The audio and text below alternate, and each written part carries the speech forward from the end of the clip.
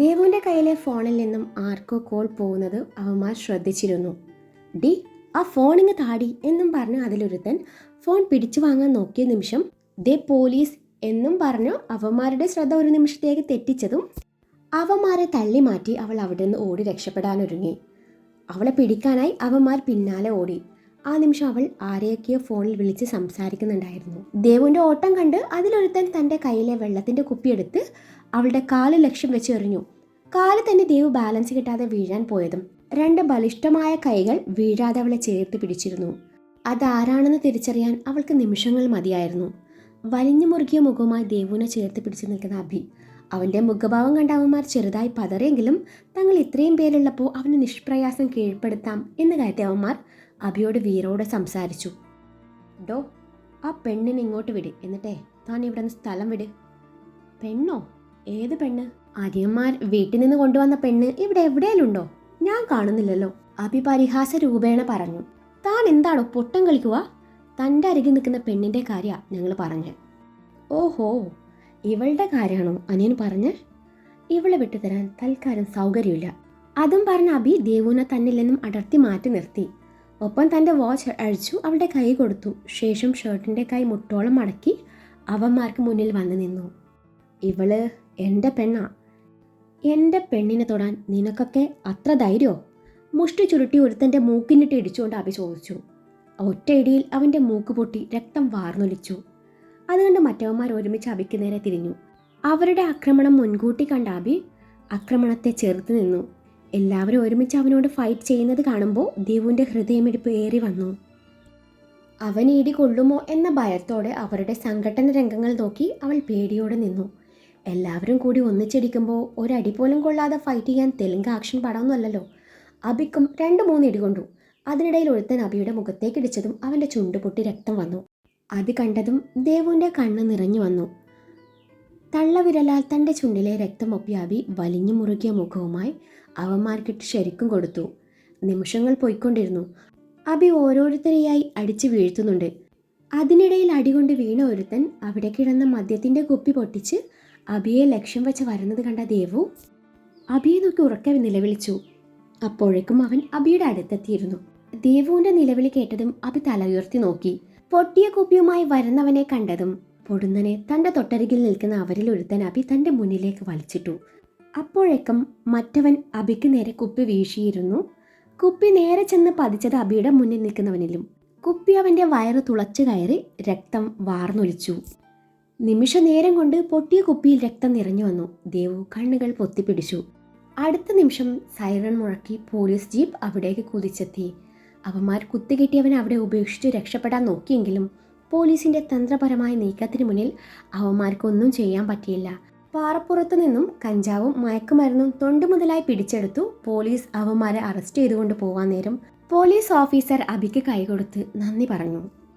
ഒപ്പം ശത്രുക്കളുടെ പിടിയിൽ നിൽക്കുമ്പോഴും ധൈര്യത്തോടെ തങ്ങളെ വിളിച്ച് വിവരം അറിയിച്ച ദേവിനെ പ്രത്യേകം അഭിനന്ദിച്ചു. പോലീസ് ജീപ്പ് അവിടെ നിന്ന് പോയതിന് പിന്നാലെ അഭിയും ദേവും അവിടെ നിന്ന് മടങ്ങി. അഭിയും ദേവും വണ്ടിയിൽ കയറി. വണ്ടിയിലിരിക്കുന്ന ഫസ്റ്റ് എയ്ഡ് കിറ്റിൽ നിന്നും ഒരു കോട്ടൺ പഞ്ഞിയെടുത്ത് ഡ്രൈവിംഗ് സീറ്റിലേക്ക് ഏന്തി വലിഞ്ഞുകൊണ്ട് അഭിയുടെ കീഴ്ചുണ്ടിലെ രക്തം ഒപ്പുന്ന ദേവുവിൻ്റെ മുഖത്തേക്ക് തന്നെ നോക്കിയിരിക്കുകയാണ് അഭി. ദേവുവിൻ്റെ കണ്ണുകൾ നിറഞ്ഞിട്ടുണ്ട്, മൂക്കും വലിക്കുന്നുണ്ട്.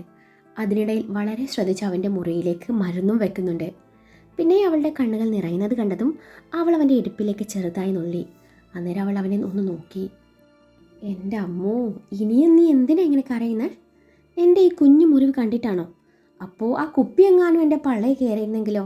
നീ എന്ത് ചെയ്യായിരുന്നു? അഭിയുടെ ചോദ്യം ഇഷ്ടപ്പെടാത്ത മട്ടിൽ ദേവു അവന് മറുപടി കൊടുക്കാതെ തൻ്റെ പ്രവൃത്തി അവസാനിപ്പിച്ചു. തൻ്റെ സീറ്റിൽ വന്നിരുന്നു. പുറത്തേക്ക് മിഴികൾ പായിച്ചുകൊണ്ട് കരച്ചിൽ അടക്കി പിടിച്ചു നിന്നു. അവൾ പിണങ്ങിയെന്ന് മനസ്സിലാക്കിയ അഭി അവളെ തോണ്ടി വിളിച്ചു സോറിയൊക്കെ പറഞ്ഞു നോക്കിയെങ്കിലും അവൾ ഒന്ന് അനങ്ങുക പോലും ചെയ്യാതെ അതുപോലെ അങ്ങനെ ഇരുന്നു. അവളുടെ പിണക്കം മാറ്റാൻ ഇനി ഒരേ ഒരു വഴിയേ ഉള്ളൂ. അഭി മനസ്സിൽ പറഞ്ഞുകൊണ്ട് ദേവുവിനെ അതുപോലെ പൊക്കിയെടുത്തു തൻ്റെ മടിയിലേക്ക് എടുത്തു വെച്ചതും ദേവു മിഴിഞ്ഞ കണ്ണാലെ അവനെ നോക്കി. അവൻ അവളെ തൻ്റെ മടിയിൽ ചേർത്തിരുത്തി അവളുടെ നെറ്റിയിൽ നെറ്റിമുട്ടിച്ചു. സോറി അമ്മു, നിന്നെ വിഷമിപ്പിക്കാൻ വേണ്ടി പറഞ്ഞതല്ല. നീ കണ്ടില്ലായിരുന്നേ തീർച്ചയായും ആ കുപ്പി എൻ്റെ ചങ്കിലോ നെഞ്ചിലോ തുളച്ച് കയറിയേനെ. അങ്ങനെ ഒരു അവസ്ഥയിൽ നീ എന്ത് ചെയ്തേനെ എന്നാണ് ഇപ്പം ഞാൻ ചിന്തിക്കുന്നത്. ഇടറിയ സ്വരത്തോടെയായിരുന്നു അഭി അത് ചോദിച്ചത്. അങ്ങനെങ്ങാനും സംഭവിച്ചിരുന്നേ, ഞാൻ ആ നിമിഷം ആ കടലിൽ ചാടി ചത്തേനെ. അവന് മറുപടി നൽകാനായി ദേവുന് കൂടുതൽ ചിന്തിക്കേണ്ടി വന്നില്ല. നീ മരിച്ച നിന്റെ പപ്പ, നിന്റെ ദച്ചുവേട്ടൻ അവർക്ക് താങ്ങാനാവോ? നീ ഒരിക്കലും അങ്ങനെ ചിന്തിക്കാൻ പോലും പാടില്ല. അബിയുടെ സ്വരം നേർത്തതായിരുന്നു. എൻ്റെ മമ്മി മരിച്ചപ്പോൾ പപ്പ സഹിച്ചില്ലേ, അതുപോലെ പപ്പ ഇതും സഹിക്കുമായിരുന്നു. പിന്നെ ദച്ചുവേട്ടന് മുന്നോട്ടുള്ള ജീവിതം ജീവിച്ചു തീർത്തേ പറ്റൂ. ദച്ചുവേട്ടന് വേണ്ടി കാത്തിരിക്കുന്ന ഒരു പെണ്ണുണ്ട്, പ്രായമായ പപ്പയുണ്ട്. അവർക്ക് വേണ്ടി ദച്ചുവേട്ടൻ ജീവിക്കും. പക്ഷേ എൻ്റെ കാര്യം അങ്ങനെയല്ല. നിങ്ങളില്ലാതെ എനിക്കൊരു നിമിഷം പോലും ജീവിക്കാൻ പറ്റില്ലായിരുന്നു. ഇനിയൊരു നഷ്ടം കൂടി എനിക്ക് താങ്ങാൻ പറ്റില്ല. അവളുടെ കണ്ണുകൾ പിന്നെയും നിറഞ്ഞു വന്നു. അപ്പോൾ നീ എന്നെ അത്രയ്ക്കും സ്നേഹിക്കുന്നുണ്ടോ? അവളുടെ മുഖം തനിക്ക് നേരെ പിടിച്ചുകൊണ്ട് അവൻ ചോദിച്ചു. നിങ്ങളോടുള്ള എൻ്റെ സ്നേഹം അളന്ന് തിട്ടപ്പെടുത്താൻ പറ്റില്ല. അതുപോലെ നിങ്ങൾക്ക് പകരം വെക്കാനായി ഈ ലോകത്ത് എനിക്ക് മറ്റൊന്നില്ല. നേരെ ഒരുപാട് വൈകി, നമുക്ക് പോവാം.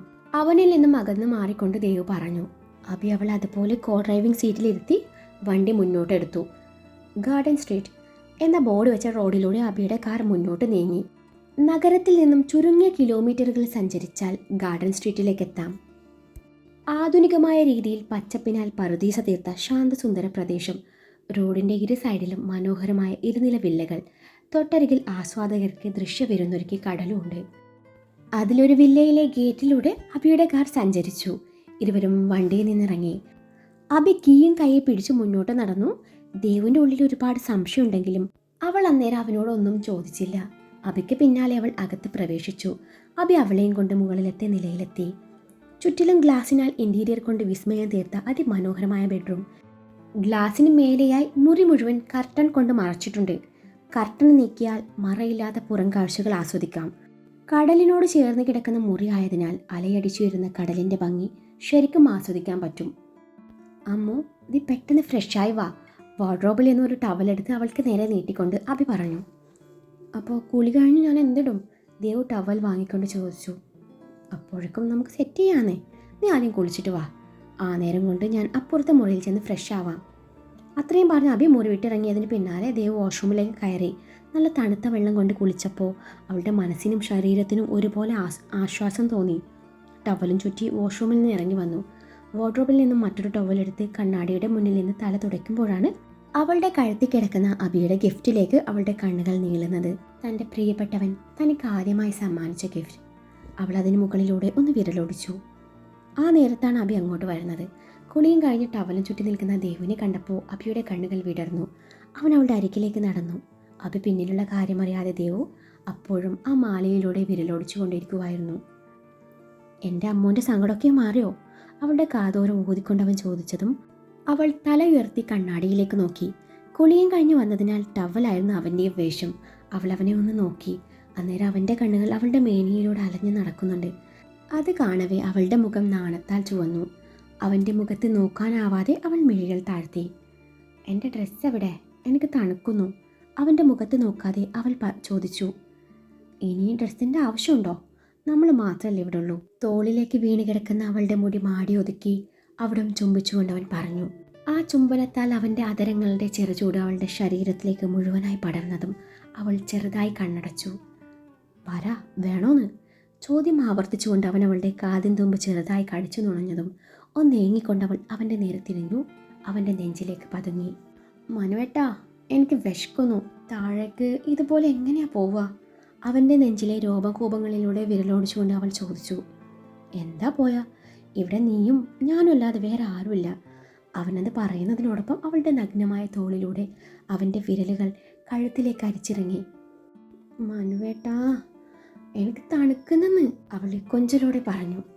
തണുപ്പ് ഞാൻ മാറ്റി തന്ന പോരെ? ടവലിലൂടെ പുറത്തേക്ക് ദൃശ്യമായി കാണുന്ന അവളുടെ മാറിഞ്ചുഴിയിലേക്ക് വിരലിട്ടുകൊണ്ടവൻ കുറുമ്പോടെ ചോദിച്ചതും അവൾ അവൻ്റെ വിരലിൽ പിടുത്തമിട്ടു. കളിക്കാതെ ഡ്രസ്സ് താചക്ക, ശരിക്കും എനിക്ക് തണുക്കുന്നു. അതല്ല ഞാൻ പറഞ്ഞത്, ഞാൻ മാറ്റിത്തരാന്ന്. അവളുടെ തോളിൽ മുഖമൊരു സീക്കിളി കൂട്ടിക്കൊണ്ടവൻ പറഞ്ഞു. അവളൊന്ന് കുറുകിക്കൊണ്ട് അവൻ്റെ മുടിയിൽ പിടുത്തമിട്ടു. അവൻ്റെ ചുണ്ടുകൾ അവളുടെ കഴുത്തിലൂടെ അലഞ്ഞു നടന്നു. അവൻ്റെ ചുംബനത്താൽ വിവശയായ അവളെ അവൻ കൈകളിൽ കോരിയെടുത്ത് ബെഡിനരികിലേക്ക് നടക്കുമ്പോൾ പ്രണയം കരകവിഞ്ഞൊഴുകുന്ന അവൻ്റെ കണ്ണിലേക്ക് അവൾ നോക്കിയിരുന്നു പോയി. രാത്രിയെ പകലാക്കി മാറ്റിക്കൊണ്ട് അവളെന്ന ലോകത്ത് അവളും അവനെന്ന ലോകത്തും അവളും മതിമറന്നു പോയിരുന്നു. പിന്നെയും ദിവസങ്ങൾ കൊഴിഞ്ഞു വീണു. അതിനിടയിൽ പാറുവും ദക്ഷുവും തമ്മിലുള്ള വിവാഹം ഉറപ്പിച്ചു. അപ്പുവിൻ്റെ പ്രോഗ്രാം നല്ല രീതിയിൽ മുന്നോട്ട് പോകുന്നുണ്ട്. അപ്പി ഒഴികെ ബാക്കി എല്ലാവർക്കും ഇക്കാര്യം അറിയാമായിരുന്നു. എല്ലാവരും അപ്പുവിനെ നല്ല രീതിയിൽ സപ്പോർട്ട് ചെയ്യുന്നുണ്ട്. ദേവുവിൻ്റെ ലാസ്റ്റ് സെം എക്സാം ആരംഭിച്ചു. പരീക്ഷ സമയത്ത് അപ്പി അവളെ ഒരു തരത്തിലും ബുദ്ധിമുട്ടിക്കാതെ അവളുടെ ഡൗട്ട്സ് ഒക്കെയും ക്ലിയർ ചെയ്ത് കൊടുക്കുമായിരുന്നു. ദേവു എല്ലാ എക്സാമും നല്ല രീതിയിൽ അറ്റൻഡ് ചെയ്തു. അങ്ങനെ അവസാനത്തെ എക്സാമും കഴിഞ്ഞ് ദേവും അനുവും പാറവും ഓരോന്ന് സംസാരിച്ചുകൊണ്ട് പുറത്തേക്ക് ഇറങ്ങി നടന്നു. ആരവിനെയും വിഷ്ണുവിനെയും അന്വേഷിച്ചാണ് അവർ പാർക്കിംഗ് ഏരിയയിൽ എത്തിയത്. അപ്പോഴാണ് ആകെ മൂഡ് ഓഫ് ആയിരിക്കുന്ന വിഷ്ണുവിനെ ദേവു ശ്രദ്ധിക്കുന്നത്. എന്ത് പറ്റിയടാ വിഷ്ണു, എക്സാം ടഫായിരുന്നു? ദേവു ചോദിച്ചു. ഏയ് എക്സാം കുഴപ്പമില്ലായിരുന്നു, വിഷ്ണു അത്ര മാത്രമേ പറഞ്ഞുള്ളൂ. പിന്നെ എന്താടാ നിനക്കൊരു വിഷമം പോലെ? ദേവു പിന്നെയും ചോദിച്ചു. വിഷമം പോലെയല്ല, ഒറിജിനൽ വിഷമം തന്നെയാ. ഇവനെ ആ ദിയ തേച്ചു. എക്സാം കഴിഞ്ഞ് സന്തോഷത്തോടെ അവളെ കാണാൻ ഓടിപ്പോയി അവനോട് അവൾ ബ്രേക്കപ്പ് പറഞ്ഞു നൈസായിട്ട് ഒഴിവാക്കി വിട്ടു. അപ്പം തുടങ്ങിയത് അതെ ഇതുപോലെ ചിട്ടി റോബോട്ടിനെ പോലുള്ള ഈ നിൽപ്പ്. കമാന്നൊരക്ഷരം വേണ്ടിയിട്ടില്ല. ഇപ്പം നീ ചോദിച്ചപ്പോഴാ ആ വായൊന്ന് തുറന്നത്. ഓ സമാധാനായി. പെട്ടെന്നുള്ള ഷോക്കിൽ ഇവൻ്റെ സംസാരശേഷി നഷ്ടപ്പെട്ടു പോയോ എന്നൊരു പേടിയുണ്ടായിരുന്നേ, ആരോ പറഞ്ഞു. വിഷ്ണുവിൻ്റെ ആ നിൽപ്പും ആരവിൻ്റെ പറച്ചിലും കേട്ട് ദേവവും പാറവും ചിരി അടക്കി പിടിച്ചു നിന്നപ്പോൾ അനുവിന് ചിരിക്കാതിരിക്കാനായില്ല. ഇവന് അത് തന്നെ വേണം. അന്ന് രോഹിത് എന്നെ തേച്ചപ്പോൾ ഇവൻ എന്തോരം എന്നെ കളിയാക്കിയിരുന്നു. നന്നായി. എന്തൊക്കെയായിരുന്നു. കമ്പൈൻ സ്റ്റഡി, ലൈബ്രറിയിൽ പോയി രണ്ടുപേരും കണ്ണും കണ്ടി നോക്കിയിരിക്കുന്നു. കോളേജ് മുറ്റത്തൂടെ രണ്ടുപേരും കൈകോർത്ത് നടക്കുന്നു. നമ്മളെ കൂട്ടാതെ അവളെയും കൊണ്ട് സ്റ്റാർബക്സിൽ പോകുന്നു. അവൾക്ക് ബർത്ത്ഡേക്ക് ഗിഫ്റ്റ് വാങ്ങിക്കൊടുക്കുന്നു, കാർഡ്സ് വാങ്ങിക്കൊടുക്കുന്നു. നമുക്കൊന്നും ഒരു മിഠായി പോലും വാങ്ങി തന്നിട്ടുണ്ടാവില്ല. അനു പറഞ്ഞത് കേട്ടതും വിഷ്ണു അവളെ ദഹിപ്പിച്ച് നോക്കി. അതുകൊണ്ട് വെറും 2 മാസം കൊണ്ട് അവൻ്റെ 9,970 രൂപ പോയി കിട്ടിയില്ലേ? ആരവാണ് പറഞ്ഞത്? 9,970 അല്ല, 9,975. ഇന്ന് രാവിലെ ഞാൻ 5 രൂപയുടെ ഒരു മഞ്ചു കൊടുത്തായിരുന്നു. അതിനിടയിൽ വിഷ്ണു കണക്ക് ക്ലിയർ ചെയ്ത് കൊടുത്തു. എങ്കിൽ നിനക്ക് 5 മഞ്ചു കൂടി വാങ്ങിച്ചു കൊടുത്ത് 10,000 ആക്കി ഒന്ന് റൗണ്ട് ചെയ്യായിരുന്നില്ലേ? കഷ്ടം, ആരവ് വിഷ്ണുവിനെ പുച്ഛിച്ചുകൊണ്ട് പറഞ്ഞു. എടാ വിഷ്ണു, എനിക്ക് അപ്പോഴും അറിയായിരുന്നു അവൾ നിന്നെ തേക്കൂന്ന്. അതെന്താ അവളുടെ മുഖത്ത് തേപ്പിസ്റ്റ് ഒന്ന് എഴുതി വെച്ചിട്ടുണ്ടോ? അനുവിൻ്റെ പറച്ചിൽ കേട്ട് വിഷ്ണു ചോദിച്ചു. എടാ അവളുടെ അച്ഛനൊരു തേപ്പുകാരനായിരുന്നു. അവളുടെ ചേട്ടൻ ഗൾഫിൽ പോയി 2 കാശുണ്ടാക്കിയപ്പോൾ അയാൾ പണി നിർത്തി. അപ്പോൾ പിന്നെ മോൾ അച്ഛൻ്റെ പാത തുടർന്നു. വന്ന വഴി മറക്കാൻ പാടില്ലല്ലോ. ഒന്ന് പോകുന്നുണ്ടാനു. ഒരുത്തി തേച്ച് ചങ്ക് തകർന്നിരിക്കുന്നവനോടാണോ ഇങ്ങനെയൊക്കെ പറയുന്നത്? പോട്ടട വിഷ്ണു, അവൾ പോയാൽ അവളുടെ അനിയത്തി. അങ്ങനെ വേണം നമ്മൾ ചിന്തിക്കാൻ. ദേവു വിഷ്ണുവിനെ ആശ്വസിപ്പിച്ചുകൊണ്ട് പറഞ്ഞു. അവൾക്ക് അനിയത്തി ഇല്ലടി. ഓ, അവൾക്കിപ്പോൾ അനിയത്തി ഇല്ലാത്തതാണ് അവൻ്റെ വിഷമം. വിഷ്ണുവിൻ്റെ പറച്ചിൽ കേട്ട് ആരോ പെരുപിറുത്തു. അല്ലട വിഷ്ണു, എന്ത് പറഞ്ഞ അവൾ നിന്നെ തേച്ചേ? പാറുവാണ് ചോദിച്ചത്. അവളുടെ അച്ഛന് ബ്ലോക്കാണെന്ന് വിഷ്ണു പറഞ്ഞു. എന്തിൽ? വാട്സാപ്പിലോ ഫേസ്ബുക്കിലോ? ആരവ് ചോദിച്ചു പോയി. രണ്ടും ആയിരിക്കില്ലടാ, ഇൻസ്റ്റയിലായിരിക്കും, അനുവാണ് പറഞ്ഞത്. മതി നിങ്ങൾ ഇവനെ ഓരോന്ന് പറഞ്ഞ് കളിയാക്കിയത്. വിട്ടേക്കടാ വിഷ്ണു, അവളോട് പോവാൻ പറ. നിന്റെ മൂഡ് ശരിയാക്കാൻ നമുക്കൊന്ന് കറങ്ങാൻ പോയാലോ? ദേവ് പറഞ്ഞു. എങ്കിൽ ബീച്ചിൽ പോവാം, പാറു പറഞ്ഞു. എന്തിന്? തിരയെണ്ണാനോ? ഇവൻ ഒരുപാട് തവണ അവളെയും കൊണ്ട് ആവശ്യത്തിൽ കൂടുതൽ തിരയെണ്ണിയിട്ടുള്ളതാ. നമ്മൾ ഇവനെയും കൊണ്ട് ബീച്ചിൽ പോയാൽ അവൻ അവരുടെ പഴയ റൊമാൻസൊക്കെ ഓർമ്മ വരില്ലേ? അതുകൊണ്ട് ബീച്ച് വേണ്ട, നിങ്ങൾ മാറ്റിപ്പിടി, ആരോ പറഞ്ഞു. എങ്കിലും നമുക്ക് സിനിമയ്ക്ക് പോവാം, അനു പറഞ്ഞു. ഇവനെയും കൊണ്ട് പോവാൻ പറ്റിയ പടം ഏതാ ഇപ്പോൾ ഉള്ളേ? മൂവിയിലെ റൊമാൻറ്റിക് സീൻസ് കണ്ട് ഇവൻ്റെ നെഞ്ച് പഞ്ചറാവാൻ പാടില്ലല്ലോ. എന്നാൽ നമുക്ക് മാർക്കൊക്കെ കയറാം, ദേവ് പറഞ്ഞതിനോട് എല്ലാവരും യോജിച്ചു. ദേവ് അബിയോട് സിനിമയ്ക്ക് പോകുന്ന കാര്യം വിളിച്ചു പറഞ്ഞു. അനു രാഹുലിനെ വിളിച്ചപ്പോൾ അവൻ ഫോൺ എടുത്തില്ലായിരുന്നു. അവൻ നേരെ ഓപ്പറേഷൻ തിയേറ്ററിലായിരുന്നു. അതിനിടയിൽ അനു തിയേറ്ററിനകത്തേക്ക് കയറുമ്പോൾ അവൾ ഫോൺ എടുക്കാനും മറന്നു പോയിരുന്നു. സർജറി കഴിഞ്ഞു പുറത്തിറങ്ങിയ രാഹുൽ അനുവിൻ്റെ ഫോണിലേക്ക് ഒരുപാട് തവണ വിളിച്ചു. അവളെ എടുക്കാഞ്ഞത് കണ്ടപ്പോൾ അവന് ചെറിയ പരിഭവം തോന്നി. ഇന്ന് എക്സാം കഴിയുന്ന ദിവസമാണല്ലോ. അനുവിനെയും കൂട്ടി ഒന്ന് പുറത്തൊക്കെ പോയി ഒന്ന് റൊമാൻറ്റിക്കായി നീണ്ടുപോയ ഫസ്റ്റ് നൈറ്റ് ഇന്ന് തന്നെ നടത്താമെന്ന് കരുതി 6 മണി നേരത്ത് വന്നതായിരുന്നു രാഹുൽ. അന്നേരം അനു തിരികെ എത്തിയിട്ടില്ലായിരുന്നു. ഇവളിതെവിടെ പോയി എന്ന തോന്നലിൽ രാഹുൽ അബിക്ക് വിളിച്ചു. അപ്പോഴാണ് അവർ സിനിമയ്ക്ക് പോയ കാര്യം രാഹുൽ അറിയുന്നത്. ഫോൺ വിളിച്ചിട്ട് കിട്ടിയില്ലെങ്കിൽ തനിക്കൊരു മെസ്സേജ് അയച്ചിട്ട് അവൾക്ക് കാര്യം പറയായിരുന്നില്ലേ? എങ്കിൽ പിന്നെ താൻ ഇതുപോലെ ഡ്യൂട്ടി ഒഴിവാക്കി വരുമായിരുന്നു. രാഹുലിന് വിഷമവും ദേഷ്യവും തോന്നി. പോട്ടടാ, ഇനി ആ കൊച്ചു വരുമ്പോൾ നീ ഒന്നും പറയാൻ നിൽക്കണ്ട, രാഹുലിൻ്റെ ദേഷ്യം കണ്ട് അമ്മ പറഞ്ഞു. ഞാനൊന്നും പറയില്ല, പക്ഷെ അമ്മ പറയണം. അമ്മ ഈടിയായി അവളെ കൊഞ്ചിക്കുന്നത് ഞാൻ കാണാറുണ്ട്. അതുകൊണ്ടാണല്ലോ അവൾ എന്നോടൊന്ന് പറയുക പോലും ചെയ്യാതെ ഫ്രണ്ട്സിൻ്റെ കൂടെ കറങ്ങാൻ പോയേ. ഞാൻ എത്ര തവണ വിളിച്ചു, എന്നിട്ട് ഒന്ന് ഫോൺ എടുത്തോ? രാഹുൽ അതും പറഞ്ഞ് മുറിയിലേക്ക് പോയി. 7 മണി ആയപ്പോഴാണ് അനു വീട്ടിലേക്ക് വന്നത്. ദേവുവിൻ്റെ കൂടെ ആയിരുന്നു അവൾ വന്നത്. അനുവിനെ ഇറക്കി ദേവ് തിരിച്ചു പോയി. കൊച്ച് എവിടെ പോയതാ? രാധികാമ്മ ഗൗരവത്തിൽ ചോദിച്ചു. അമ്മ, ഞാൻ ഫ്രണ്ട്സിൻ്റെ കൂടെ ഒരു സിനിമയ്ക്ക് പോയതാ. സോറി, കുറച്ച് വൈകിപ്പോയി. എങ്കിൽ കൊച്ചിനതൊന്ന് വിളിച്ച് പറഞ്ഞായിരുന്നില്ലേ? അമ്മ, പോവാന്നേരം ഞാൻ സച്ചുവേട്ടനെ വിളിച്ചായിരുന്നു. അപ്പോൾ ഫോൺ എടുത്തില്ലായിരുന്നു. പിന്നെ സിനിമയ്ക്ക് കയറുമ്പോൾ ഫോൺ എടുക്കാൻ ഞാൻ മറന്നു. ഫോൺ വണ്ടിയിലായിരുന്നു. സിനിമ കണ്ട് ഇറങ്ങിയപ്പോൾ ഫോൺ ചാർജ് തീർന്ന് സ്വിച്ച് ഓഫായി. അതിനിടയിൽ ഞങ്ങൾ ചെറുതായി ഭക്ഷണവും കഴിച്ചു. സമയം പോയത് അറിഞ്ഞതേയില്ല, അനു പറഞ്ഞു. പോവാൻ നേരം എന്നെ വിളിച്ചിട്ട് കിട്ടിയില്ലേൽ അമ്മയെ വിളിച്ചിട്ട് കാര്യം പറയായിരുന്നില്ലേ? രാഹുൽ മുഖം വീർപ്പിച്ചുകൊണ്ട് പറഞ്ഞപ്പോൾ ആള് ദേഷ്യത്തിലാണെന്ന് അനുവിന് മനസ്സിലായി. കഴിഞ്ഞത് കഴിഞ്ഞു, ഇനി ശ്രദ്ധിച്ചാൽ മതി. കൊച്ചു പോയി പെട്ടെന്ന് ഫ്രഷായി വാ. അതും പറഞ്ഞ് രാധികാമ്മ അടുക്കളയിലോട്ട് നടന്നു. അതിന് പിന്നാലെ അനു രാഹുലിനെ ഒന്ന് നോക്കിയപ്പോൾ അവൻ മുഖം വെട്ടിച്ചതും അനു തങ്ങളുടെ മുറിയിലേക്ക് കയറിപ്പോയി. അനു മുറിയിലേക്ക് പോകുന്നത് കണ്ടതും രാഹുൽ അടുക്കളയിലോട്ട് നടന്നു. എന്നാൽ അമ്മ ഇങ്ങനെ ഒന്നും പറയാതെ അവളെ മുറിയിലേക്ക് പറഞ്ഞയച്ചതേ ഒട്ടും ശരിയായില്ല, രാഹുൽ പറഞ്ഞു. ഞാൻ എന്ത് പറയണമെന്ന് നീ പറയുന്നേ? അതിന് മാത്രം ആ കൊച്ചൊന്നും ചെയ്തില്ലല്ലോ. ഒരു സിനിമയ്ക്ക് പോകുന്നത് അത്ര വലിയ തെറ്റൊന്നുമല്ല. ഓ, അമ്മ ഇത്രയൊക്കെ അപ്ഡേറ്റ് ആയെന്നേ ഞാൻ അറിഞ്ഞില്ല. എൻ്റെ മോൻ ഇപ്പം അറിഞ്ഞല്ലോ. ഡാ, ഇനി എനിക്ക് വില്ലത്തെ അമ്മായിമ്മ ആവാൻ പറ്റില്ല. നീ എന്താന്ന് വെച്ചാ ചെയ്തോ. ഞാനിനി മാളൂനെ എങ്ങനെയാണോ കാണുന്നത് അതുപോലെ അനുമോളെ കാണുള്ളൂ, പെരുമാറുള്ളൂ. വില്ലനായ നീ നായകൻ്റെ റോളിൽ അവളുടെ മുന്നിൽ ഷൈൻ ചെയ്തേ എനിക്കൊരു സപ്പോർട്ടിംഗ് റോൾ പോലും തരാതെ എന്നും വില്ലത്തെ റോളിൽ ഒതുക്കാൻ നീ കരുതണ്ട. രാധികാമ്മയുടെ പറച്ചിൽ കേട്ട് രാഹുലിൻ്റെ കണ്ണുകൾ മിഴിഞ്ഞു. ഓഹോ, അമ്മ രണ്ടും കൽപ്പിച്ചാണല്ലേ? എന്നാ അമ്മ പ്രിയപ്പെട്ട മരുമോളോട് തുറന്നു പറ, അമ്മയെ കൊണ്ട് എല്ലാം ചെയ്യിപ്പിച്ചത് ഞാനാണെന്ന്. അവൾ വന്നപ്പോൾ തൊട്ട് അമ്മ പറഞ്ഞതും ചെയ്തതും ഒക്കെയും എൻ്റെ പ്ലാനായിരുന്നു എന്ന്. വേണ്ടി വന്നാ ഞാൻ പറയും. ഒന്ന് പോടാ ചക്ക. ഭീഷണിയാണോ? രാഹുൽ ചോദിച്ചു. ആണെന്ന് കൂട്ടിക്കോ. അമ്മേ, എന്തുവാ ഇങ്ങനെ? അമ്മക്ക് മോനാണോ വലുത് അതോ മരുമോളോ? ഒരേ ഒരു തവണ അവൾക്കിട്ട് പണി കൊടുത്തില്ലേ എനിക്ക് ഉറക്കം വരില്ലെന്ന്. അവളിപ്പോൾ ഇങ്ങോട്ട് വരും. അന്നേരം അമ്മ അവളോട് ചപ്പാത്തി ഉണ്ടാക്കാൻ പറയണം. എന്നിട്ട് അവളുണ്ടാക്കിയ ചപ്പാത്തി കൊള്ളത്തില്ല എന്ന് പറഞ്ഞ് അവളെ വഴക്ക് പറയണം. എന്നിട്ടേ ഈ പാത്രം മൊത്തം കഴുകിപ്പിക്കണം. അതിനിടെ രാഹുൽ ഷെൽഫ് തുറന്ന് കഴുകി വെച്ച പാത്രങ്ങൾ മുഴുവനും സിങ്കിലെടുത്തിട്ടു. എടാ, അതൊക്കെ കഴുകിയതാ. ഒന്നുകൂടി കഴുകിയെന്ന് വെച്ചേ പാത്രങ്ങൾക്ക് തേയ്മാനം സംഭവിക്കാനൊന്നും പോണില്ല. നേരം വെളുക്കുന്നവരെ കഴുകട്ടെ. അത് കഴിഞ്ഞ് ഈ കിച്ചൺ മൊത്തം ക്ലീൻ ചെയ്യിപ്പിച്ചിട്ടിട്ടാൽ മതി. അവൾക്കിട്ട് പണിയാൻ വേണ്ടി തന്നെയാ ഞാൻ കെട്ടിക്കൊണ്ട് വന്നേ. അവൾ ആരാന്ന് അവളുടെ വിചാരം? അത്രയും പറഞ്ഞ് രാഹുൽ അടുക്കള വിട്ട് പോവാൻ നേരാണ് അടുക്കളയുടെ വാതിലിനോട് ചേർന്നുള്ള ഭിത്തിക്കരികിൽ നിന്ന് രാഹുലിൻ്റെയും അമ്മയുടെയും സംഭാഷണം കേട്ടുകൊണ്ട് നിറകണ്ണുകളോട് നിൽക്കുന്ന അനുവിനെ അവൻ കാണുന്നത്. അവളുടെ ആ നിൽപ്പും ഭാവവും കണ്ടപ്പോൾ താൻ പറഞ്ഞതൊക്കെയും അവൾ കേട്ടിരുന്നുവെന്ന് അവന് മനസ്സിലായി. രാഹുലിനെ ഒന്ന് നോക്കി നിറഞ്ഞ കണ്ണുകൾ അമർത്തി തുടച്ച് അവൾ മുറിയിലേക്ക് ഓടിപ്പോകുന്നത് രാധികാമ്മയും കണ്ടിരുന്നു. അമ്മയുടെ അനു എല്ലാം കേട്ടു, രാഹുൽ പ്രത്യേക ഈണത്തിൽ പറഞ്ഞു. നന്നായി. അയ്യോ അമ്മ, ഇനി ഞാൻ എന്ത് ചെയ്യും? പോയി അവളുടെ കാലിൽ വീണ് മാപ്പ് പറ, ചിലപ്പോൾ അവൾ ക്ഷമിക്കുമായിരിക്കും. അമ്മേ, ശവത്തി കുത്താതെ. എനിക്കിത് എന്തിൻ്റെ കേടായിരുന്നു. എന്നാ ഞാനൊന്ന് മുറി വരെ പോയിട്ട് വരാം. അതെ, എൻ്റെ മോൻ എങ്ങോട്ടായി പോകുന്നേ? ഈ പാത്രങ്ങളൊക്കെയും പിന്നെ ആര് കഴുകും? അമ്മേ, പുര കത്തുമ്പോഴാണോ വാഴ വെട്ടാൻ പറയുന്നത്? അമ്മമാരായാലേ ഇങ്ങനെ തന്നെ വേണോട്ടാ.